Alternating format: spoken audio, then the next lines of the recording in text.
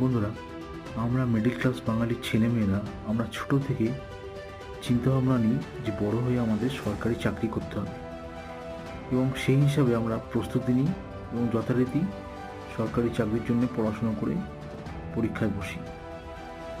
পরীক্ষার পরে দেখা যায় যে 100টি ফ্যামিলির মধ্যে মাত্র 10টি ফ্যামিলি আমরা উত্তীর্ণ হতে পেরেছি। বাকি 90টি ফ্যামিলি তখন স্ট্রাগলিংয়ে পড়ে এবং কোন জবে তারা যাবে সেই সময় তারা চিন্তাভাবনা করে উঠতে পারে না। সুতরাং এই চিন্তাভাবনা থেকে দূরে সরে এসে আমাদের এখন ভাবনা চিন্তার সময় এসে গেছে যে ছোটো থেকে আমাদের উচিত হবে স্কিলসের উপরে প্রশিক্ষণ দেওয়া। সরকারি চাকরি পেতে হবে এমন কোনো কথা নেই, সে কোন প্ল্যাটফর্মে যেতে চাইছে তার উপরে যদি তাকে যথেষ্ট প্রশিক্ষণ দেওয়া যায় এবং অদূর ভবিষ্যতে দেখা যাবে সে অনেক